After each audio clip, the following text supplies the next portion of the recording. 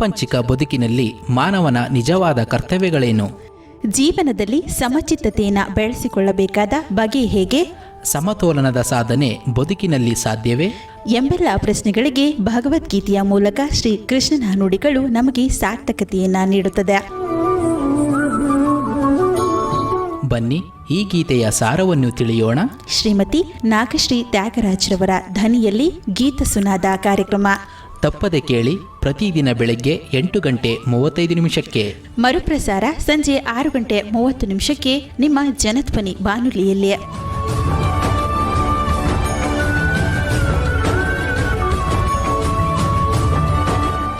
ಓಂ ಶ್ರೀ ಕೃಷ್ಣ ಪರಬ್ರಹ್ಮಣೇ ನಮಃ.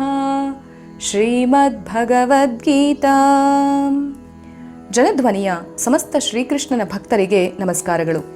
ಗೀತಾ ಸುನಾದದ ಇಂದಿನ ಕಾರ್ಯಕ್ರಮದಲ್ಲಿ ನಾವು ಭಗವದ್ಗೀತೆಯ 7ನೆಯ ಅಧ್ಯಾಯವಾಗಿರುವ ಜ್ಞಾನ ವಿಜ್ಞಾನ ಯೋಗದ 10ನೆಯ ಶ್ಲೋಕದ ಬಗ್ಗೆ ತಿಳಿದುಕೊಳ್ಳೋಣ. ಆ ಶ್ಲೋಕ ಇಂತಿದೆ: ಬೀಜಂ ಮಾಂ ಸರ್ವಭೂತಾನಾಂ ವಿದ್ಧಿ ಪಾರ್ಥ ಸನಾತನಂ ಬುದ್ಧಿರ್ಬುದ್ಧಿಮತಾಮಸ್ಮಿ ತೇಜಸ್ತೇಜಸ್ವಿನಾಮಹಂ. ಪಾರ್ಥ, ಸಕಲ ಜೀವಿಗಳ ಸನಾತನ ಕಾರಣ ನಾನು ಎಂದು ತಿಳಿ. ಬುದ್ಧಿವಂತರ ಬುದ್ಧಿ, ತೇಜಸ್ವಿಗಳ ತೇಜಸ್ಸು ನಾನು ಎಂಬುದನ್ನು ತಿಳಿ ಎಂಬ ಮಾತನ್ನು ಇಲ್ಲಿ ಕೃಷ್ಣ ಅಪ್ರತಿಮವಾಗಿ ನಮ್ಮ ಮುಂದೆ ಇಡ್ತಾ ಇದ್ದಾನೆ. ನಮ್ಮಲ್ಲಿ ಒಂದು ಸೃಷ್ಟಿ ಸಿದ್ಧಾಂತವಿದೆ. ಅದೇ ಸೃಷ್ಟಿ ಎಂಬುವಂಥದ್ದು ಅಲೆಯಂತೆ ಅಂತ. ಅಂದರೆ ಸಾಗರದಲ್ಲಿ ಒಂದು ಅಲೆ ಏಳುವುದು, ನಂತರ ಆ ಅಲೆ ಬೀಳುವುದು, ಸ್ವಲ್ಪ ಕಾಲವಾದ ಮೇಲೆ ಪುನಃ ಅದೇ ಅಲೆ ಏಳುವುದು ಮತ್ತು ಬೀಳುವುದು. ಹೀಗೆ ಸೃಷ್ಟಿ ಎಂಬುವುದು ಅನಾದಿ ಮತ್ತು ಅನಂತ ಅಂಥೇಳಿ. ಅಂದರೆ ಏನಾದರೂ ಹೊಸದಾಗಿ ತಯಾರಾದುದು ಹಿಂದೆ ಇರಲೇ ಇಲ್ಲ ಎಂಬ ಅರ್ಥದಲ್ಲಿ ನಾವು ತೆಗೆದುಕೊಳ್ಳೋದಿಲ್ಲ. ನಾವು ಈಗ ನೋಡಿರುವಂಥ ಸೃಷ್ಟಿ ಅದು ಎಷ್ಟೋ ಸಲ ಆಗಿದೆ, ಮುಂದೆ ಮತ್ತೆ ಮತ್ತೆ ಆಗ್ತಲೂ ಇರುತ್ತದೆ. ಈ ಸೃಷ್ಟಿಯಲ್ಲಿ ಯಾವ ಯಾವ ವೈವಿಧ್ಯತೆಗಳನ್ನು ನೋಡುವೆವೋ ಆ ಜೀವರಾಶಿಗಳ ಬೀಜವೆಲ್ಲ ಭಗವಂತನಿಂದಲೇ ಬಂದಿದೆ. ಈ ಸೃಷ್ಟಿ ನಾಶವಾದರೂ ಈ ವೈವಿಧ್ಯತೆಗಳ ಕಾರಣವೆಲ್ಲ ಸೂಕ್ಷ್ಮಾವಸ್ಥೆಯಲ್ಲಿ ಭಗವಂತನಲ್ಲಿದೆ. ಅವನು ಪುನಃ ಬೀಜವನ್ನು ನೆಟ್ಟಾಗ ಪುನಃ ಸೃಷ್ಟಿ ಪ್ರಾರಂಭವಾಗಿ ಬಗೆ ಬಗೆಯ ಜೀವರಾಶಿಗಳಲ್ಲೆಲ್ಲ ಪುನಃ ವಿಕಾಸವಾಗುತ್ತದೆ. ಶ್ರೀರಾಮಕೃಷ್ಣರು ಇದನ್ನು ಸಣ್ಣ ಉಪಮಾನದ ಮೂಲಕ ವಿವರಿಸ್ತಾರೆ. ಅದೇನೆಂದರೆ, ಮನೆಯಲ್ಲಿರುವಂಥ ಅಜ್ಜಿ ಹಲವು ಗಿಡಗಳನ್ನು ಹಾಕಿ ಅವುಗಳೆಲ್ಲ ಬಲಿತು ಒಣಗಿ ಹೋದ ಮೇಲೆ ಆ ಒಂದು ಸಸ್ಯದ ಬೀಜಗಳನ್ನು ಸಂಗ್ರಹಿಸಿ ಮನೆಯ ಒಂದು ಮಡಕೆಯಲ್ಲಿ ಇಡ್ತಾಳೆ. ಪುನಃ ಗಿಡ ನೆಡುವಂತಹ ಸಮಯ ಬಂದಾಗ ಅವಳು ಕೂಡಿಟ್ಟುಕೊಂಡಿರುವಂತಹ ಬೀಜವನ್ನು ನೆಲದಲ್ಲಿ ಹಾಕ್ತಾಳೆ. ಮತ್ತೆ ಅದು ಗಿಡವಾಗಿ ಚಿಗುರೊಡೆಯುತ್ತೆ. ಹಾಗೆಯೇ ಭಗವಂತ ಪ್ರಳಯ ಸಮಯದಲ್ಲಿ ಪ್ರತಿಯೊಂದು ಜೀವರಾಶಿಯ ಬೀಜವನ್ನು ತನ್ನಲ್ಲಿ ಇಟ್ಕೊಂಡಿರ್ತಾನೆ. ಪುನಃ ಸೃಷ್ಟಿ ಪ್ರಾರಂಭವಾದಾಗ ಅದನ್ನು ನೆಡ್ತಾನೆ. ಇದು ಸನಾತನವಾದ ಬೀಜ, ಎಂದಿಗೂ ಹಾಳಾಗದ ಬೀಜ. ಹಾಗಾಗಿ ಅವನು ಬುದ್ಧಿವಂತರಲ್ಲಿ ಬುದ್ಧಿಯಾಗಿರ್ತಾನೆ. ಯಾರನ್ನು ನಾವು ತುಂಬ ಜಾಣ ಅಂಥೇಳಿ ಅಂತೇವೋ ಅವನಲ್ಲಿರುವ ಜಾಣತನ ಬಂದಿರುವಂಥದ್ದು ಭಗವಂತನ ಮೂಲದಿಂದ. ಎಲ್ಲ ಬುದ್ಧಿಯ ಹಿಂದೆಯೂ ಕೂಡ ಅವನಿರುವನು.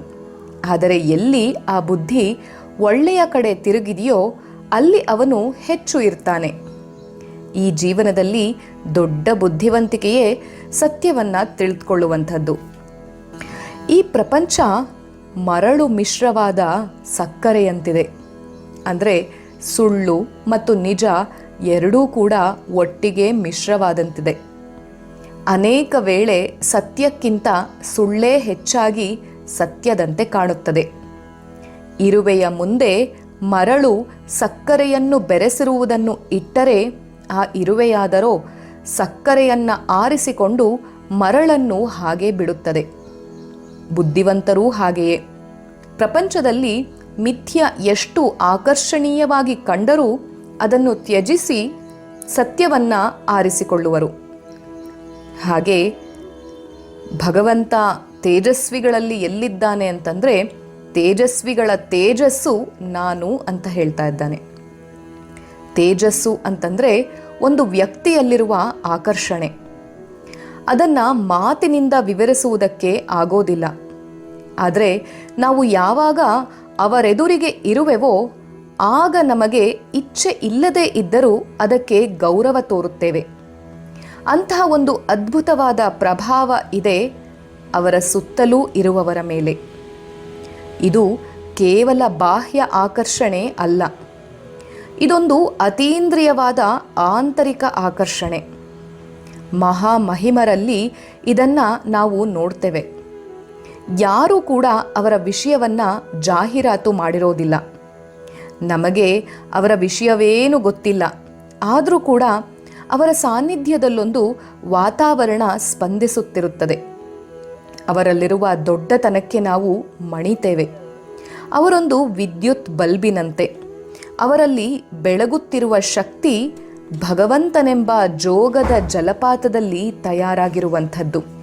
ಹಾಗಾಗಿ ಬೀಜಮ್ಮಾಂ ಸರ್ವಭೂತಾನಾಂ ಅಂತಂದರೆ ಎಲ್ಲರ ಒಳಗಿರುವಂಥ ಆತ್ಮಸ್ವರೂಪಿಯೇ ಆ ಭಗವಂತ ಅಂತ ಹೇಳಿ ಕೃಷ್ಣ ಇಲ್ಲಿ ತಿಳಿಸ್ತಾ ಇರುವಂಥದ್ದು. ಹಾಗಾಗಿ ಎಲ್ಲ ಜೀವರಾಶಿಗಳಿಗೆ ಮೂಲ ಕಾರಣವು ನಾನು ಅಂತ ಹೇಳಿ ಪರಮಾತ್ಮ ಹೇಳ್ತಾ ಇದ್ದಾನೆ. ತಾನು ಕೊಟ್ಟ ವಿವರಣೆಯ ಬಗ್ಗೆ ಪೂರ್ಣ ತೃಪ್ತಿಗೊಳ್ಳದೆ ಪುನಃ ಪುನಃ ಇಲ್ಲಿ ಭಗವಂತ ಹೆಚ್ಚಿನ ಉದಾಹರಣೆಯ ಮೂಲಕ ಅದೇ ವಿಷಯವನ್ನು ವಿವರಿಸ್ತಾ ಇದ್ದಾನೆ. ಯಾಕಂದರೆ ಈ ಮೂಢ ನರನಿಗೆ ಕೆಲವೊಮ್ಮೆ ಒಂದು ಬಾರಿ ಹೇಳಿದಾಗ ಅರ್ಥ ಆಗೋಲ್ಲ. ಅದನ್ನು ಪುನಃ ಪುನಃ ಕೇಳಿದಾಗ ಮಾತ್ರ ಅರ್ಥವಾಗತ್ತೆ. ಹೇಗೆ ನಾವು ಬಟ್ಟೆಯನ್ನು ತೊಳೆಯುವಾಗ ಒಂದಿಷ್ಟು ಕೊಳೆ ಒಂದೇ ಸಲ ಉಜ್ಜಿದರೆ ಹೋಗೋದಿಲ್ಲ, ಪದೇ ಪದೇ ಉಜ್ಜಿದಾಗ ಆ ಕೊಳೆ ನಿಧಾನವಾಗಿ ಹೋಗುವ ಹಾಗೆ ಮನುಷ್ಯನಿಗೆ ಕೆಲವೊಂದು ವಿಷಯಗಳನ್ನು ಪದೇ ಪದೇ ಹೇಳಿದಾಗ ಮಾತ್ರ ಆತನಿಗೆ ಅರ್ಥವಾಗುವಂಥದ್ದು. ಹಾಗೆ ಪರಮಾತ್ಮ ಒಬ್ಬ ಕಲಾಕಾರನು ಚಿತ್ರವನ್ನು ಬಿಡಿಸುವಾಗ ಅದರ ಹಾವಭಾವಗಳನ್ನು ದೂರದಿಂದ ನೋಡಿ ಅದು ಇನ್ನೂ ಸುಂದರವಾಗಿ ಕಾಣಬೇಕು ಅನ್ನುವ ದೃಷ್ಟಿಯಿಂದ ಮತ್ತಷ್ಟು ಬಣ್ಣವನ್ನು ಕಲಸಿಕೊಂಡು ಚಿತ್ರವನ್ನು ತಿದ್ದುತ್ತಿರುತ್ತಾನೆ. ಅದೇ ರೀತಿ ಪರಮಾತ್ಮನು ಇಲ್ಲಿ ಪ್ರಕೃತಿಯಲ್ಲಿ ಎಲ್ಲ ಕಡೆಗಳಲ್ಲೂ ತಾನೇ ವ್ಯಾಪಿಸಿದ್ದೇನೆ ಎಂದು ಬೇರೆ ಬೇರೆ ಶಬ್ದಗಳಲ್ಲಿ ವರ್ಣಿಸಿರುವುದನ್ನು ನಾವು ನೋಡಬಹುದು.